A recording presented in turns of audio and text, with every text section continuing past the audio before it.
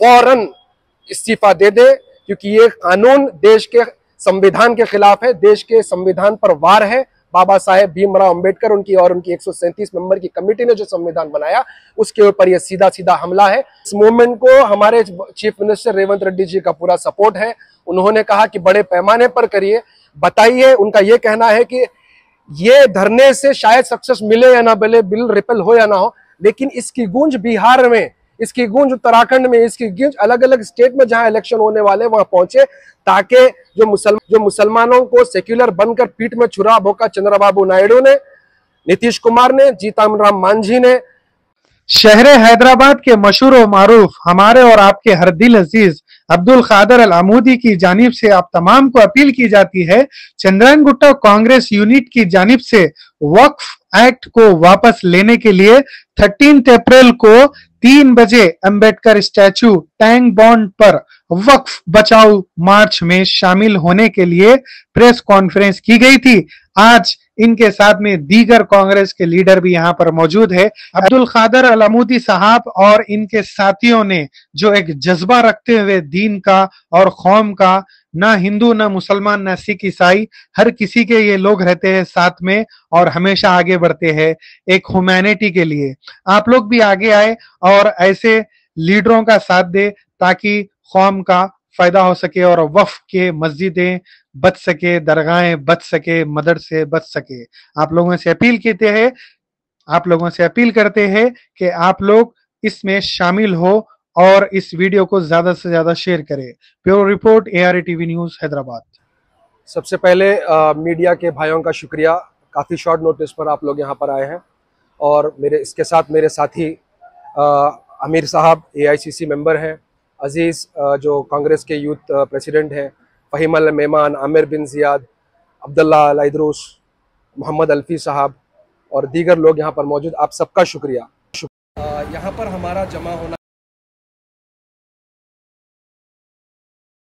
Sunday के दिन Congress party और दीगर जमातों के लोग और NGOs मिलकर वक्फ बिल के खिलाफ एक धरना निकाल रहे हैं, जिसमें लोगों के शिरकत करने की गुजारिश की जा रही है।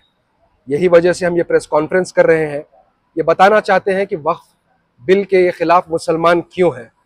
वक्फ बिल के अंदर जो संशोधन, जो तरमीम लाया जा रहा है, उसके तहत वक्फ बोर्ड के चेयरमैन जो बनाए जाते हैं उनसे उनके हुकूक छीनकर कलेक्टर के हाथ में देना चाहते हैं। वक्फ बाई यूज़र की जो ज़मीन जो औकाफ के लिए जो वक्फ कर देते हैं, उन ज़मीनों को सरकार ये कहती है कि अगर उसका मंशा स्टिपुलेटेड टाइम के अंदर मीट नहीं हुआ उस ज़मीन को सरकार जो है ले लेगी। और सरकार इस बिल के तहत ये बताना चाहती है कि सरकार बीजेपी की मुसलमानों के साथ है। हम बीजेपी के ऊपर कैसे भरोसा करें जो सरकार 2014 से जब बनी है, मोहब्बत को लव जिहाद से जोड़ दिया गया, खाने को गाय के ज़बीहे से जोड़कर किसी अखलाक को, किसी आसिफा को मार दिया गया। ये सरकार हमारी शरीयत के अंदर मुदाखिलत करती है, CAA और जो है ट्रिपल तलाक में मुदाखिलत करती है।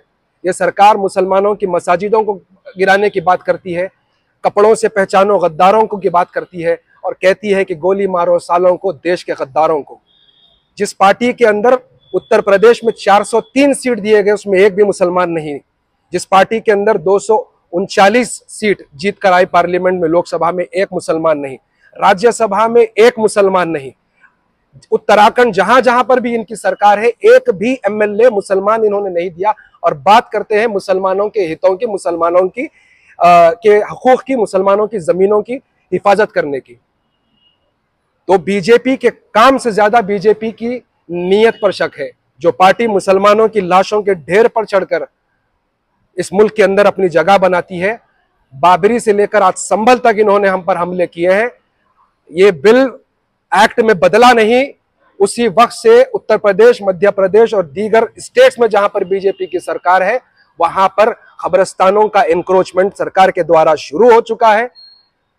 दरगाहों के ऊपर चढ़कर संघ परिवार के लोग, RSS के लोग अपने जाफरानी झंडे लगा रहे हैं और नारे लगा रहे हैं। इस बिल को लाना मुसलमानों के ही ऊपर हमला नहीं है, ये आने वाले वक्त में सिखों के ऊपर, अभी से सिखों के ऊपर मजम्मत करने वालों को खालिस्तानी कहा जा रहा है, क्रिश्चियनों को अलगवादी कहा जा रहा है। तो इस मुल्क की माइनॉरिटी के राइट्स खतरे में है। और सबसे बड़ी माइनॉरिटी मुसलमान होने के नाते मुसलमानों को चाहिए कि जिस तरीके का धरना देश के किसानों ने साल भर वहां पर बैठकर 625 जानों को गंवाने के बाद सरकार को घुटने टिकवाया है, तो मुसलमानों को भी ऐसा काम करना होगा। ये इब्तिदाए जंग है। ये तो पहला हम जो धरने के लिए जा रहे हैं पुरअमन धरना है, जहां पर हम जमा होंगे। हम सरकार को ये बताना चाहेंगे कि मुसलमान सोया हुआ था, आपने उसे जगाया है। हम लाखों हजारों की तादाद में जमा होंगे इंदिरा चौक 13 तारीख के दिन, और ये बताएंगे कि हम अभी जागे हुए हैं, सोए नहीं हैं। इसलिए कि जब बात असूलों पर आती है तो टकराना जरूरी है। अगर हम जिंदा है तो जिंदा नजर आना भी चाहिए। तो मैं अपील करता हूं, जितने भी लोग जिस धर्म के हो, जिस कास्ट के हो, सब लोग जमा हो, क्योंकि मुसलमानों, क्रिश्चियन और सिखों के बाद, माइनॉरिटीज के बाद, ये बात दलितों के ऊपर भी आएगी, ट्राइबल, SC ST पर भी आएगी।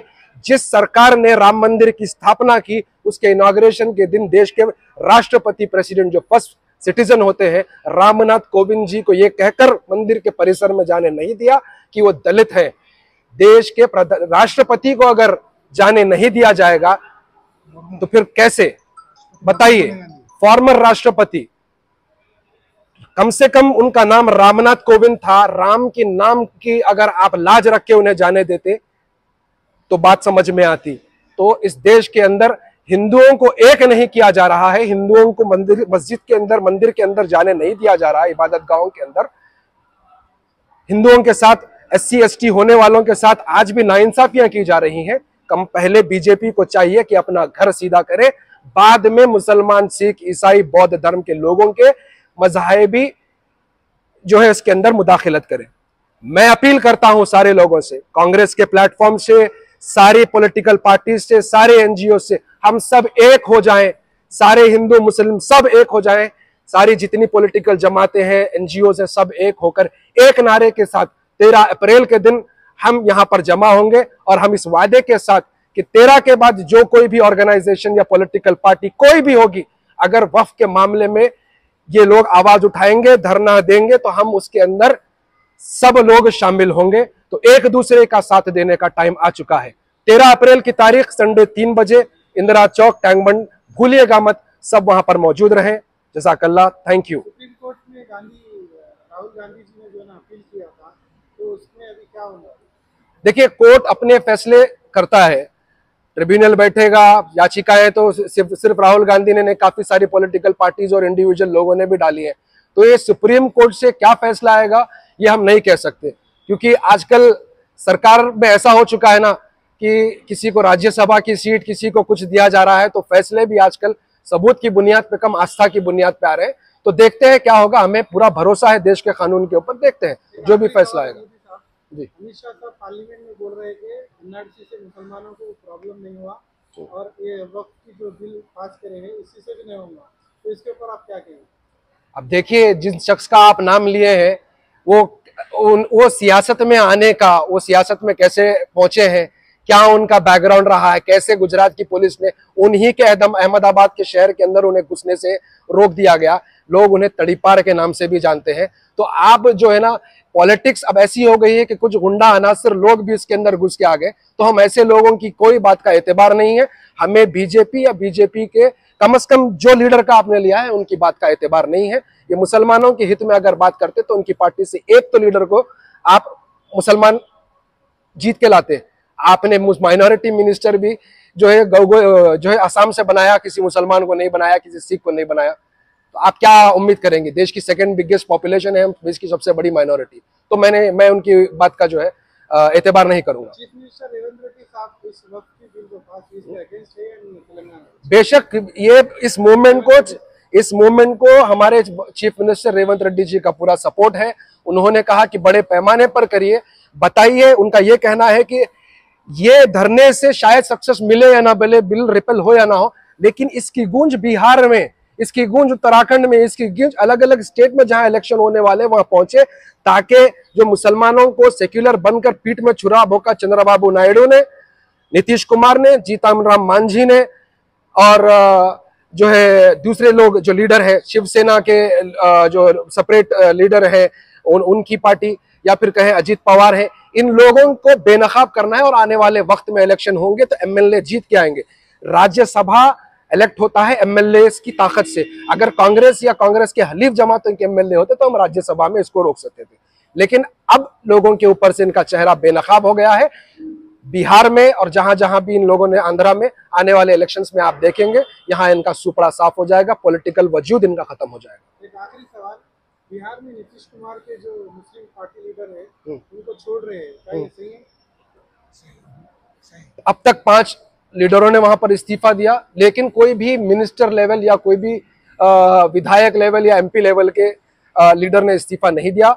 मैं चाहता हूं, हम चाहते हैं कि जो लोग एमएलएस बनकर, एमपीज बनकर या मिनिस्टर्स बनकर उन ओहदों पर बैठे हुए हैं फौरन इस्तीफा दे दे, क्योंकि ये कानून देश के संविधान के खिलाफ है, देश के संविधान पर वार है। बाबा साहेब भीमराव अंबेडकर उनकी 137 मेंबर की कमेटी ने जो संविधान बनाया उसके ऊपर यह सीधा सीधा हमला है। तो अगर आप भीमराव अंबेडकर की संविधान की लज्जा रखना चाहते हैं तो आपको चाहिए कि फौरन इस्तीफा दे, अपनी सियासत को भी बचाए और देश में मुसलमानों और सिखों और दलितों के जो हकूक को छीना जा रहा है उसकी हिफाजत करें। Thank you.